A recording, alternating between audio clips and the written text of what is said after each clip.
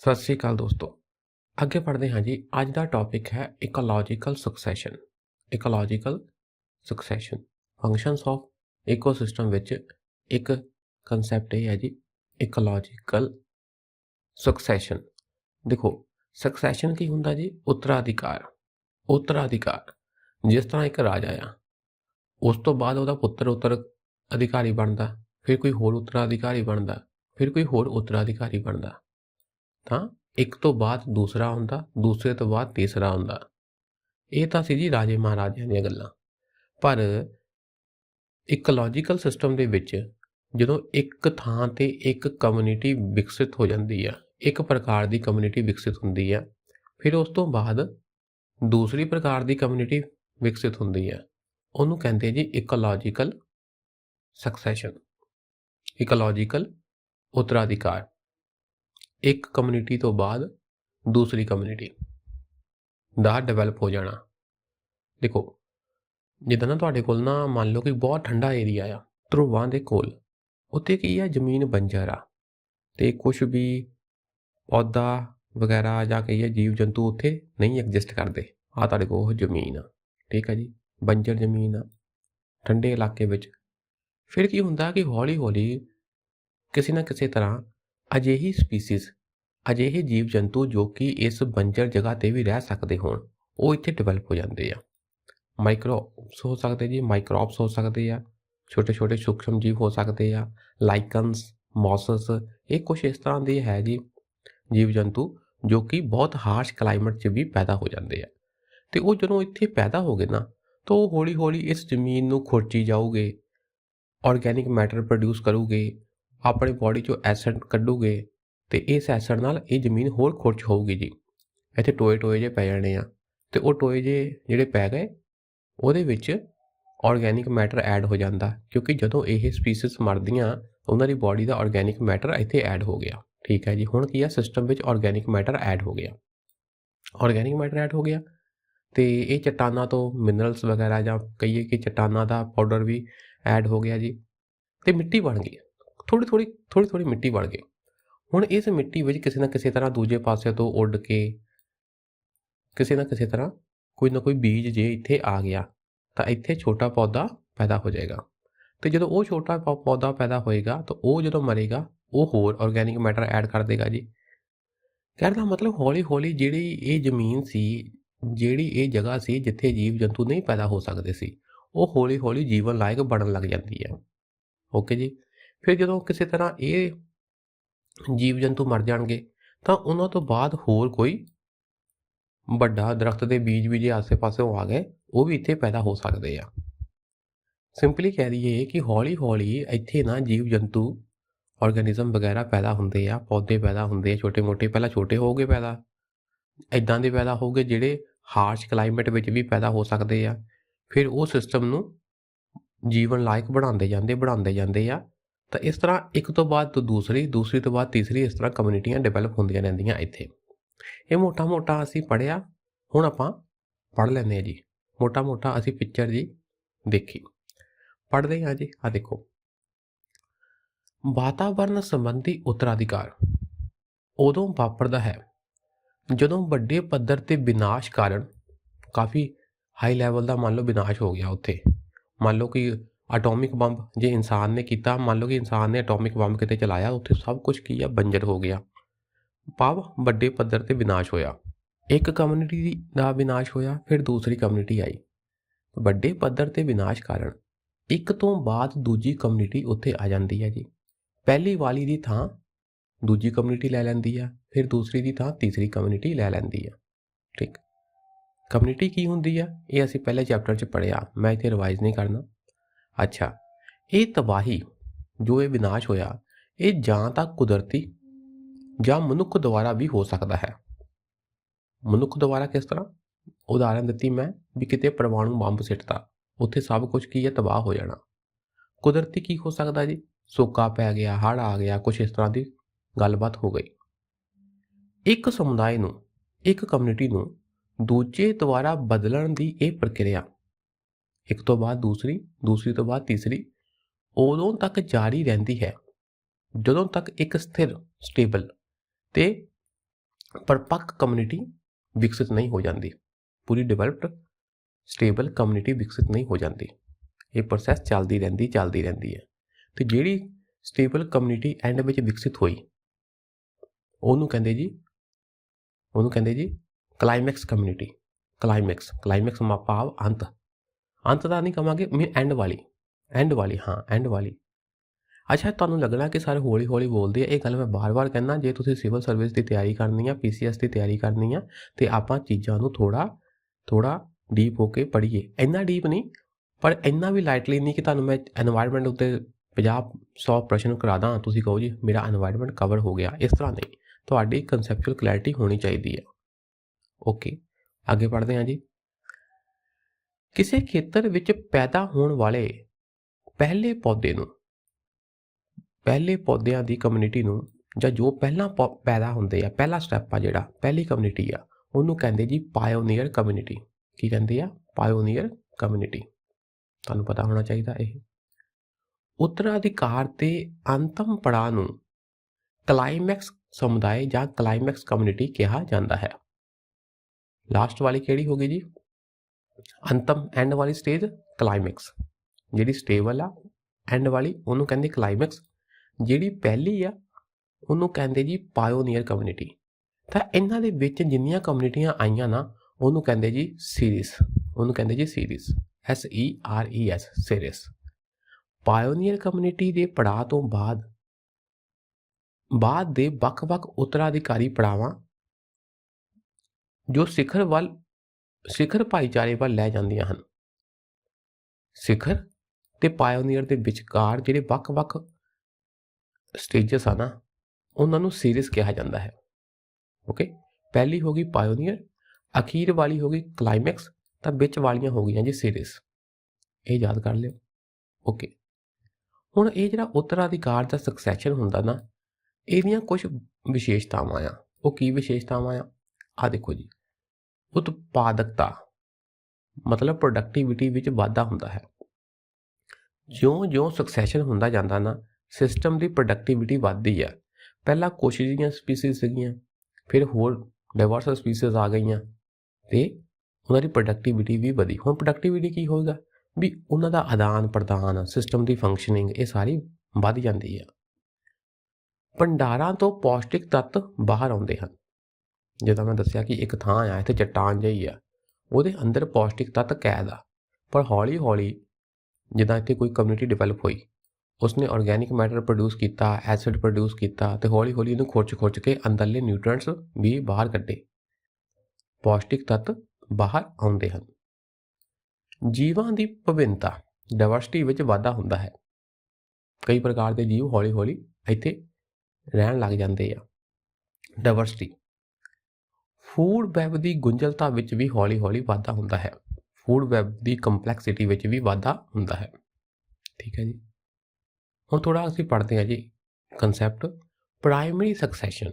ਪਹਿਲੇ ਵਾਲਾ ਸਕਸੈਸ਼ਨ, ਜ਼ਮੀਨੀ ਸਾਈਟ, ਜਾਂ ਆਪਾਂ ਜ਼ਮੀਨ ਦੀ ਗੱਲ ਕਰੀਏ, ਜ਼ਮੀਨੀ ਸਾਈਟ ਦੇ ਪ੍ਰਾਇਮਰੀ ਉੱਤਰਾਧਿਕਾਰ ਵਿੱਚ ਆਪਾਂ ਧਰਤੀ ਦੀ ਗੱਲ ਕਰਦੇ ਹਾਂ। ਹਾਲੇ ਐਕੁਐਟਿਕ ਇਕੋਸਿਸਟਮ ਦੀ ਗੱਲ ਨਹੀਂ ਕਰਾਂਗੇ, ਧਰਤੀ ਦੀ ਹੀ ਗੱਲ ਕਰਕੇ ਗੱਲ ਨੂੰ ਸਮਝਣ ਦੀ ਕੋਸ਼ਿਸ਼ ਕਰਾਂਗੇ। ਪਹਿਲਾਂ ਕੁਝ ਹਾਰਡ ਪਾਇਓਨੀਅਰ ਸਪੀਸੀਜ਼। ਪਾਇਓਨੀਅਰ ਕਿਹੜੀ ਹੋ ਗਈ? ਜਿਹੜੀ ਪਹਿਲਾਂ ਆ ਕੇ ਉੱਥੇ ਵੱਸਦੀਆਂ ਆ। ਹਾਰਡ ਦਾ ਮਤਲਬ ਜਿਹੜੇ ਸਖਤ ਕਲਾਈਮੇਟ ਨੂੰ ਵੀ, ਸਖਤ ਵਾਤਾਵਰਨ ਨੂੰ ਵੀ ਸਹਿ ਸਕਦੀਆਂ ਹੋਣ, ਤੇਜ਼ ਧੁੱਪ ਨੂੰ ਸਹਿ ਸਕਦੀਆਂ ਹੋਣ, ਠੀਕ ਹੈ, ਘੱਟ ਆਪਣੇ ਰੌਸ਼ਨੀ ਨੂੰ ਸਹਿ ਸਕਦੀਆਂ ਹੋਣ, ਜਾਂ ਠੰਡੇ ਇਲਾਕੇ 'ਚ ਵੀ ਉਹ ਪੈਦਾ ਹੋ ਸਕਦੀਆਂ ਹੋਣ, ਜਾਂ ਉਹਨਾਂ ਨੂੰ ਖਾਣ ਪੀਣ ਲਈ ਘੱਟ ਮਿਲਦਾ ਪਿਆ ਤਾਂ ਵੀ ਉਹ ਉੱਥੇ ਰਹਿ ਸਕਦੀਆਂ ਹੋਣ। ਹਾਰਡ ਦਾ ਮਤਲਬ ਸਖਤ ਕਲਾਈਮੇਟ ਵਿੱਚ ਵੀ ਉਹ ਰਹਿ ਸਕਦੀਆਂ ਹੋਣ। ਤਾਂ ਹਾਰਡ ਪਾਇਓਨੀਅਰ ਸਪੀਸੀਜ਼ ਨਵੀਂ ਸਾਈਟ ਨੂੰ ਬਸਤੀ ਬਣਾਉਂਦੇ ਹਨ, ਕੋਲੋਨਾਈਜ਼ ਕਰ ਲੈਂਦੇ ਹਨ ਜੀ, ਨਵੀਂ ਸਾਈਟ 'ਤੇ ਆ ਕੇ ਵੱਸ ਜਾਂਦੇ ਹਨ। ਤਾਂ ਇਹਨਾਂ ਵਿੱਚ ਮੇਨ ਕੀ ਹੁੰਦਾ ਜੀ? ਅਕਸਰ ਇਹ ਮਾਈਕਰੋਬਸ, ਸੂਖਸ਼ਮ ਜੀਵ, ਲਾਈਕਨ ਅਤੇ ਮੌਸਸ ਹੁੰਦੇ ਹਨ। ਜੀ। ਆਪਾਂ ਪਹਿਲੇ ਚੈਪਟਰ ਵਿੱਚ ਪੜ੍ਹਿਆ ਲਾਈਕਨ ਤੇ ਮੌਸਸ ਕੀ ਹੈ, ਮੈਂ ਦੁਹਰਾਵਾਂਗਾ ਨਹੀਂ। ਮੀਨ ਹਾਰਡੀ ਸਪੀਸੀਜ਼ ਆ, ਇਹ ਤੁਹਾਨੂੰ ਪਤਾ ਹੋਣਾ ਚਾਹੀਦਾ। ਲਾਈਕਨ ਤੇ ਮੌਸਸ ਵੀ ਹਾਰਡੀ ਸਪੀਸੀਜ਼ ਆ, ਉਹ ਵੀ ਸਖਤ ਕਲਾਈਮੇਟ ਵਿੱਚ ਰਹਿ ਸਕਦੇ ਆ। ਫਿਰ ਲਾਈਕਨ ਪੈਦਾ ਹੋਇਆ ਮਰ ਗਿਆ, ਮੌਜ਼ਸ ਪੈਦਾ ਹੋਇਆ ਮਰ ਗਿਆ, ਮੌਜ਼ਸ ਪੈਦਾ ਹੋਇਆ ਮਰ ਗਿਆ। ਇਹਨਾਂ ਦੀਆਂ ਕੁਝ ਪੀੜ੍ਹੀਆਂ ਤੋਂ ਬਾਅਦ ਜਿਹੜੇ ਪਾਇਓਨੀਅਰ ਆ, ਇਹੀ ਲਾਈਕਨ, ਮੌਜ਼ਸ, ਮਾਈਕਰੋਬ ਵਗੈਰਾ, ਉਹ ਆਪਣੇ ਵਾਧੇ ਅਤੇ ਵਿਕਾਸ ਦੁਆਰਾ ਰਿਹਾਇਸ਼ੀ ਸਥਿਤੀਆਂ ਨੂੰ ਬਦਲਦੇ ਹਨ। ਜਿੱਥੇ ਇਹ ਰਹਿੰਦੇ ਆ, ਇਹ ਹੈਬੀਟੈਟ ਜਿਹੜੀ ਕੰਡੀਸ਼ਨਸ ਆ ਉਹਨੂੰ ਬਦਲ ਦਿੰਦੇ ਹਨ, ਚੇਂਜ ਕਰ ਦਿੰਦੇ ਹਨ, ਹੋਰ ਵਧੀਆ ਬਣਾ ਦਿੰਦੇ ਹਨ। ਕਿਸ ਤਰ੍ਹਾਂ ਵਧੀਆ? ਜਦੋਂ ਇਹ ਮਰਨਗੇ ਇਹਨਾਂ ਦੀ ਬਾਡੀ ਦਾ ਆਰਗੈਨਿਕ ਮੈਟਰ ਵੀ ਸਿਸਟਮ ਵਿੱਚ ਐਡ ਹੋ ਜਾਂਦਾ ਆ। ਓਕੇ ਜੀ, ਦੇਖੋ ਜੀ, ਇਹ ਨਵੀਆਂ ਸਥਿਤੀਆਂ ਹੋਰ ਵਾਧੂ ਜੀਵਾਂ ਦੀ ਸਥਾਪਨਾ ਲਈ ਅਨੁਕੂਲ ਹੁੰਦੀਆਂ ਹਨ। ਐਡੀਸ਼ਨਲ ਆਰਗੈਨਿਜ਼ਮ ਇੱਥੇ ਵੱਸ ਸਕਦੇ ਹਨ। ਇਹ ਵਧੀਆ ਸਥਿਤੀਆਂ ਬਣਾ ਦਿੰਦੇ, ਅਨੁਕੂਲ ਸਥਿਤੀਆਂ ਬਣਾ ਦਿੰਦੇ ਆ ਜੀ। ਓਕੇ, ਇਹਨਾਂ ਦੀ ਮੌਤ ਤੋਂ ਬਾਅਦ, ਉਹਨਾਂ ਦੇ ਸਰੀਰ ਦੇ ਸੜਨ ਤੋਂ ਬਾਅਦ ਪਾਇਓਨੀਅਰ ਜੈਵਿਕ ਪਦਾਰਥ ਦੇ ਪੈਚ ਛੱਡ ਦਿੰਦੇ ਹਨ। ਜੈਵਿਕ ਪਦਾਰਥ, ਆਰਗੈਨਿਕ ਮੈਟਰ, ਉਹ ਉੱਥੇ ਛੱਡ ਦਿੰਦੇ ਆ ਜੀ। ਪੈਚ ਮਤਲਬ ਕੁਛ ਏਰੀਏ ਵਿੱਚ, ਜਿਸ ਵਿੱਚ ਛੋਟੇ ਜਾਨਵਰ ਰਹਿ ਸਕਦੇ ਹਨ। ਠੀਕ, ਇਹਨਾਂ ਪਾਇਓਨੀਅਰ ਪ੍ਰਜਾਤੀਆਂ ਦੁਆਰਾ ਪੈਦਾ ਕੀਤੇ ਜੈਵਿਕ ਪਦਾਰਥ ਸੜਨ ਦੌਰਾਨ ਜੈਵਿਕ ਐਸਿਡ ਪੈਦਾ ਕਰਦੇ ਹਨ। ਜਦੋਂ ਇਹਨਾਂ ਦੀ ਬਾਡੀ ਦਾ ਵਿਘਟਨ ਹੁੰਦਾ ਆ, ਇਹਨਾਂ ਦੀ ਬਾਡੀ, ਡੈਡ ਬਾਡੀ ਸੜਦੀ ਆ, ਤਾਂ ਐਸਿਡ ਨਿਕਲਦਾ। ਤਾਂ ਇਹ ਐਸਿਡ ਉਸ ਚੱਟਾਨਾਂ ਨੂੰ, ਉਸ ਜ਼ਮੀਨ ਨੂੰ ਹੋਰ ਖੋੜਦਾ, ਉਹਦਾ ਹੋਰ ਇਰੋਜ਼ਨ ਕਰਦਾ।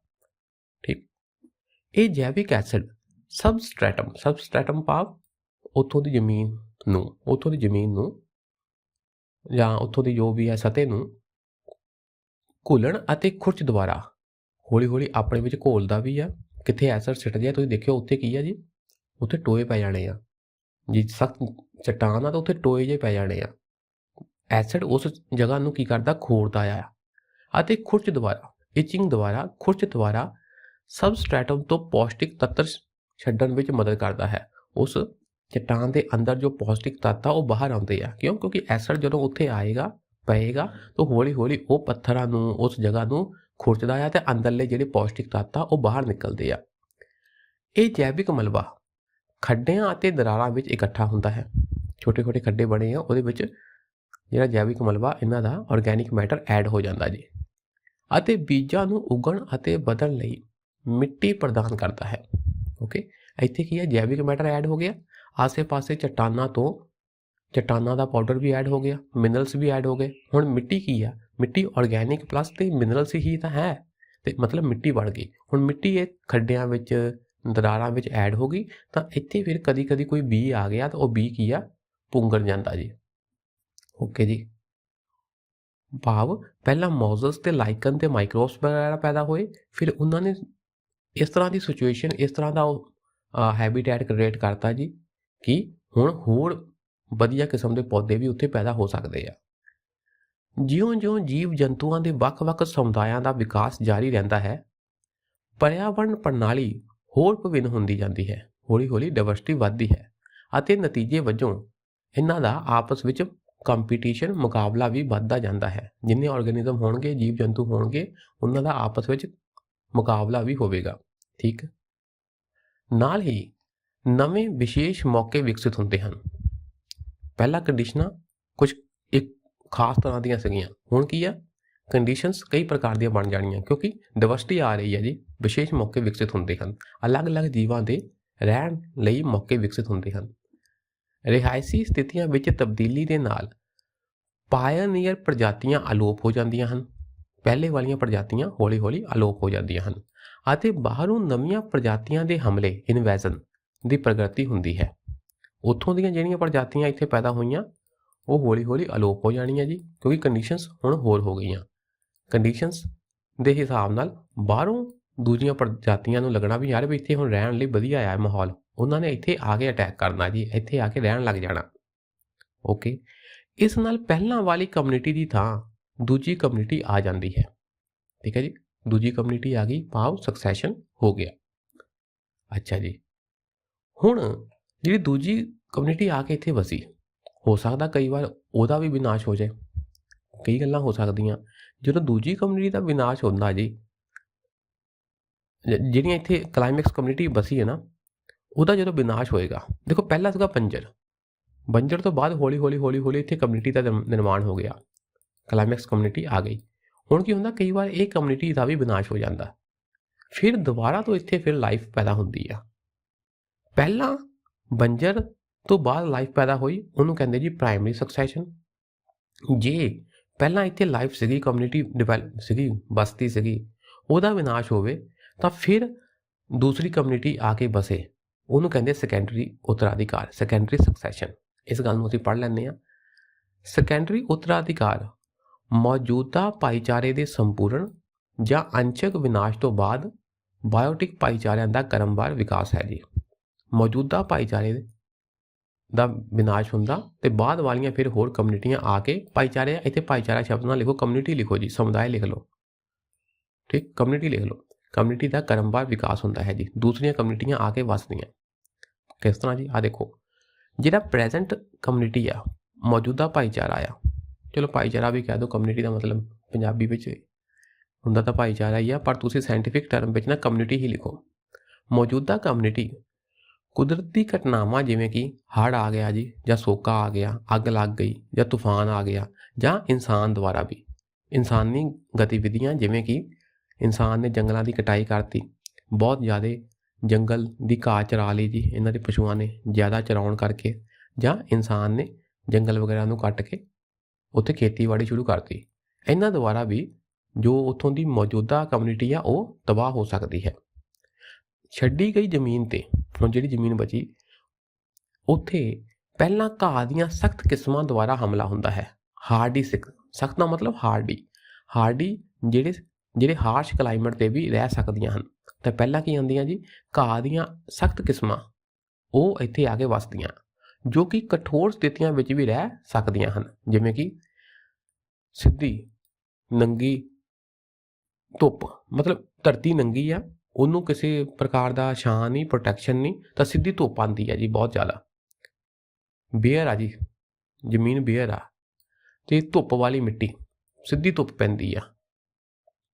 ਪੈਂਦੀ ਆ, ਗਰਮੀ ਬੜੀ ਆ, ਅਤੇ ਇੱਥੇ ਵੀ ਉਹ ਰਹਿ ਸਕਦੇ ਆ। ਘਾਹ, ਇੱਦਾਂ ਦੀ ਘਾਹ ਇੱਥੇ ਆ ਕੇ ਵੱਸਦੀ ਆ। ਹੁਣ ਇਹਨੂੰ ਯਾਦ ਰੱਖਣਾ ਜੀ, ਸੈਕੰਡਰੀ ਸਕਸੈਸ਼ਨ ਵਿੱਚ ਪਹਿਲਾਂ ਕੀ ਆ ਕੇ ਵੱਸਦਾ ਜੀ, ਘਾਹ ਦੀਆਂ ਸਖਤ ਕਿਸਮਾਂ ਉੱਥੇ ਆ ਕੇ ਵੱਸਦੀਆਂ, ਠੀਕ। ਜਲਦੀ ਹੀ ਇੱਥੇ ਹੋਰ ਉੱਚੇ ਘਾਹ ਅਤੇ ਜੜੀ ਬੂਟੀਆਂ ਵੀ ਆ ਜਾਂਦੀਆਂ ਹਨ। ਪਹਿਲਾਂ ਛੋਟੇ ਘਾਹ, ਫਿਰ ਥੋੜ੍ਹੇ ਲੰਬੇ ਘਾਹ ਵੀ ਆ ਗਏ ਜੀ, ਘਾਹ ਦੀ ਵੈਰਾਇਟੀ ਵੀ ਇੱਥੇ ਡਿਵੈਲਪ ਹੋ ਗਈ, ਅਤੇ ਹੋਰ ਜੜੀ ਬੂਟੀਆਂ ਵੀ ਇੱਥੇ ਆ ਜਾਂਦੀਆਂ ਹਨ। ਅਤੇ ਕੁਝ ਸਾਲਾਂ ਤੱਕ ਇਕੋ ਸਿਸਟਮ ਵਿੱਚ ਇਹਨਾਂ ਕਿਸਮਾਂ ਦੇ ਨਾਲ ਨਾਲ ਫਿਰ ਕੀੜੇ ਮਕੌੜੇ ਵੀ ਆ ਜਾਂਦੇ ਜੀ, ਕੀੜੇ ਮਕੌੜੇ ਵੀ ਪੈਦਾ ਹੋ ਜਾਂਦੇ ਆ, ਕਿਉਂਕਿ ਹੌਲੀ ਹੌਲੀ ਕੀ ਹੈ ਜੀ, ਉੱਥੇ ਲਾਈਫ ਡਿਵੈਲਪ ਹੋਣ ਲੱਗ ਜਾਂਦੀ ਆ। ਚੂਹੇ ਆ ਗਏ ਜੀ, ਖਰਗੋਸ਼ ਅਤੇ ਬੀਜ ਖਾਣ ਵਾਲੇ ਪੰਛੀਆਂ ਦਾ ਦਬਦਬਾ ਰਹਿੰਦਾ ਹੈ। ਓਕੇ ਜੀ। ਫਿਰ ਕੀ ਹੈ ਜੀ, ਆਸੇ ਪਾਸਿਓਂ ਫਿਰ ਕੀ ਹੁੰਦਾ ਜੀ, ਇਹ ਤਾਂ ਹੁਣ ਆਹ ਏਰੀਆ ਆ, ਆਸੇ ਪਾਸਿਓਂ ਦੂਰੋਂ ਕੋਈ ਵੱਡੇ ਦਰਖਤਾਂ ਦੇ ਬੀਜ ਵੀ ਉੱਡ ਕੇ ਜਾਂ ਜਾਨਵਰਾਂ ਦੀ ਬੋਡੀ ਨਾਲ ਲੱਗ ਕੇ ਇੱਥੇ ਆ ਜਾਂਦੇ ਆ। ਕੁਝ ਰੁੱਖਾਂ ਦੇ ਬੀਜ ਹਵਾ ਜਾਂ ਜਾਨਵਰਾਂ ਦੁਆਰਾ ਇੱਥੇ ਲਿਆਂਦੇ ਜਾ ਸਕਦੇ ਹਨ। ਇਸ ਲਈ ਅੰਤ ਵਿੱਚ ਇਸ ਖੇਤਰ ਵਿੱਚ ਕੁਝ ਦਰਖਤ ਵੀ ਪਹੁੰਚ ਜਾਂਦੇ ਹਨ। ਦਰਖਤਾਂ ਦੇ ਬੀਜ ਵੀ ਪਹੁੰਚ ਗਏ ਤਾਂ ਦਰਖਤ ਵੀ ਪੈਦਾ ਹੋ ਗਏ, ਵੱਡੇ ਦਰਖਤ ਵੀ ਪੈਦਾ ਹੋ ਗਏ। ਪਹਿਲਾਂ ਘਾਹ, ਫਿਰ ਵੱਡੀ ਘਾਹ, ਨਾਲ ਹੀ ਕੀੜੇ ਮਕੌੜੇ, ਨਾਲ ਹੀ ਫਿਰ ਵੱਡਾ ਦਰਖਤ ਵੀ, ਵੱਡੇ ਦਰਖਤ ਵੀ ਪੈਦਾ ਹੋ ਗਏ। ਅਤੇ ਕੁਝ ਸਮੇਂ ਬਾਅਦ ਇਹ ਆਪਣੇ ਆਪ ਵਿੱਚ ਪੂਰਾ ਇੱਕ ਜੰਗਲ ਵਿਕਸਿਤ ਹੋ ਜਾਂਦਾ ਹੈ ਜੀ। ਠੀਕ ਹੈ ਜੀ। ਅੱਗੇ ਦੇਖੋ, ਕਿਉਂਕਿ ਸੈਕੰਡਰੀ ਉੱਤਰਾਧਿਕਾਰ ਚੰਗੀ ਤਰ੍ਹਾਂ ਵਿਕਸਿਤ ਮਿੱਟੀ ਤੋਂ ਸ਼ੁਰੂ ਹੁੰਦਾ ਹੈ, ਇਸ ਤਰ੍ਹਾਂ ਸੈਕੰਡਰੀ ਉੱਤਰਾਧਿਕਾਰ ਪ੍ਰਾਇਮਰੀ ਉੱਤਰਾਧਿਕਾਰ ਦੇ ਮੁਕਾਬਲਤਨ ਤੇਜ਼ ਹੁੰਦਾ ਹੈ। ਹੁਣ ਤੁਹਾਨੂੰ ਪ੍ਰਸ਼ਨ ਆ ਸਕਦਾ ਕਿ ਸੈਕੰਡਰੀ ਸਕਸੈਸ਼ਨ ਤੇਜ਼ ਹੁੰਦਾ ਆ ਜਾਂ ਪ੍ਰਾਇਮਰੀ? ਸੈਕੰਡਰੀ ਤੇਜ਼ ਹੁੰਦਾ ਜੀ, ਕਿਉਂਕਿ ਸੈਕੰਡਰੀ ਸਕਸੈਸ਼ਨ ਲਈ ਪਹਿਲਾਂ ਤੋਂ ਮਿੱਟੀ ਵਿਕਸਿਤ ਆ। ਪ੍ਰਾਇਮਰੀ ਸਕਸੈਸ਼ਨ ਵਿੱਚ ਕੀ ਹੈ ਕਿ ਬਿਲਕੁਲ ਬੰਜਰ ਸੀ ਥਾਂ, ਹੌਲੀ ਹੌਲੀ ਉੱਥੇ ਮਿੱਟੀ ਵਿਕਸਿਤ ਹੋਈ ਜੀ, ਲਾਈਕਨ, ਮੌਸਸ, ਮਾਈਕਰੋ ਆਰਗੈਨਿਜ਼ਮ ਵਗੈਰਾ ਉੱਥੇ ਆਏ। ਹੌਲੀ ਹੌਲੀ ਮਿੱਟੀ ਵਿਕਸਿਤ ਹੋਈ ਅਤੇ ਹੌਲੀ ਹੌਲੀ ਇੱਥੇ ਫਿਰ ਜੀਵ ਜੰਤੂ ਵੀ ਵਿਕਸਿਤ ਹੋਏ।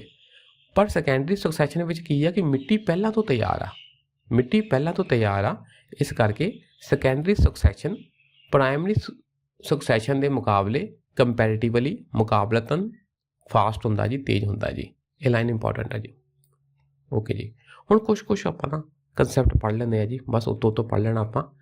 ਆਟੋਜੈਨਿਕ ਅਤੇ ਐਲੋਜੈਨਿਕ ਸਕਸੈਸ਼ਨ। ਆਟੋ ਦਾ ਮਤਲਬ ਜਿਹੜੇ ਉੱਥੋਂ ਦੇ ਜੀਵ ਰਹਿੰਦੇ ਆ ਉਹਨਾਂ ਦੁਆਰਾ ਜੇ ਸਕਸੈਸ਼ਨ ਹੋਵੇ। ਆਟੋਜੈਨਿਕ ਉੱਤਰਾਧਿਕਾਰ ਵਿੱਚ उत्तराधिकार उस भाईचारे के रहन वाले निवासियों द्वारा ले आया जाता है। ऑटो मतलब उन्होंने द्वारा ही ले आया जाता है सक्सैशन। ठीक है जी। एलोजेनिक विच की हुंदा, जिहड़ी तब्दीली आ बाहरी ताकतां द्वारा लिआंदी जाती है, तो इसनूं एलोजेनिक उत्तराधिकार कहा जाता है। ओके जी। इसी तरह कंसैप्ट आ जी, टर्मिनोलॉजी आ आटोट्रॉपिक ते हेटरोट्रॉपिक उत्तराधिकार। आटोट्रॉपिक किहड़े हुंदे जी, जिहड़े अपना भोजन आप बनाउंदे आ, मतलब जिस तरह पौधे हो गए। आटोट्रॉपिक उत्तराधिकार विच हरे पौधे शुरू विच मात्रा विच बहुत ज़्यादा हुंदे हन। शुरू विच हरे पौधों की जे बहुतात आ तो उन्होंने असीं कहांगे आटोट्रॉपिक उत्तराधिकार। ठीक। हेटरोट्रॉपिक उत्तराधिकार विच की हुंदा जी, देखो हेटरोट्रॉप्स की हुंदे आ, जिहड़े दूसरे नूं खांदे आ। इन्हां विच हेटरोट्रॉप्स शुरू विच मात्रा विच ज़्यादा हुंदे हन, वध हुंदे हन, उन्होंने कहंदे जी हेटरोट्रॉपिक सक्सैशन। ओके जी। आ कुछ होर गल्लां पढ़ लईए जी। ਵੱਡੇ ਮਹਾਦੀਪ ਦੇ ਮੱਧ ਵਿੱਚ ਮੌਜੂਦ ਖੇਤਰ ਵਿੱਚ ਉੱਤਰਾਧਿਕਾਰ ਤੇਜ਼ੀ ਨਾਲ ਵਾਪਰੇਗਾ। ਜੇ ਮੰਨ ਲਓ ਕਿ ਆ ਇੱਕ ਬਹੁਤ ਵੱਡਾ ਮਹਾਦੀਪ ਆ ਤੇ ਜਿਹੜਾ ਸਕਸੈਸ਼ਨ ਆ ਨਾ ਇਹਦੇ ਸੈਂਟਰ ਵਿੱਚ ਜਲਦੀ ਵਾਪਰਦਾ। ਕਿਉਂ? ਕਿਉਂਕਿ ਇਹਦੇ ਸੈਂਟਰ ਵਿੱਚ ਇਧਰੋਂ ਵੀ ਇਧਰੋਂ ਵੀ ਇਧਰੋਂ ਵੀ ਇਧਰੋਂ ਵੀ ਇਧਰੋਂ ਵੀ ਇਧਰੋਂ ਵੀ ਸਾਰੇ ਪਾਸਿਓਂ ਆਰਗੇਨਿਜ਼ਮ ਆ ਸਕਦੇ ਆ, ਬੀਜ ਆ ਸਕਦੇ ਆ। ਇਸ ਕਰਕੇ ਇੱਥੇ ਸੈਂਟਰ ਵਿੱਚ ਜਿਹੜਾ ਸਕਸੈਸ਼ਨ ਆ ਉਹ ਬਹੁਤ ਜਲਦੀ ਨਾਲ ਵਾਪਰਦਾ। ਇਹ ਇਸ ਲਈ ਹੈ ਕਿਉਂਕਿ ਇੱਥੇ ਵੱਖ-ਵੱਖ ਸੀਰੀਜ਼ ਕੀ ਹੁੰਦੇ ਜੀ, ਕਲਾਈਮੈਕਸ ਕਮਿਊਨਿਟੀ ਤੇ ਪਾਇਓਨੀਅਰ ਕਮਿਊਨਿਟੀ ਦੇ ਵਿਚਕਾਰ ਵਾਲੀਆਂ ਸਟੇਜਸ। ਵੱਖ-ਵੱਖ ਸੀਰੀਜ਼ ਨਾਲ ਸੰਬੰਧਿਤ ਪੌਦਿਆਂ ਦੇ ਬੀਜ ਬਹੁਤ ਤੇਜ਼ੀ ਨਾਲ ਪਹੁੰਚਣਗੇ। ਇਸ ਤਰ੍ਹਾਂ ਅੰਤ ਵਿੱਚ ਕਲਾਈਮੈਕਸ ਭਾਈਚਾਰੇ ਦਾ ਨਿਰਮਾਣ ਹੁੰਦਾ ਹੈ ਜੀ। ਐਂਡ ਵਿੱਚ ਕੀ ਹੈ ਜੀ, ਫਿਰ ਕਲਾਈਮੈਕਸ ਕਮਿਊਨਿਟੀ ਬਣ ਜਾਂਦੀ ਆ। ਠੀਕ ਹੈ ਜੀ। ਇਸ ਦੇ ਨਾਲ ਹੀ ਇਹ ਚੈਪਟਰ ਖਤਮ ਹੁੰਦਾ ਜੀ। ਇਸ ਨੂੰ ਸਮਝ ਲੈਣਾ, ਦੇਖ ਲੈਣਾ ਜੀ। ਅੱਜ ਲਈ ਇੰਨਾ ਹੀ। ਸ਼ੁਕਰੀਆ। ਸਤਿ ਸ਼੍ਰੀ ਅਕਾਲ।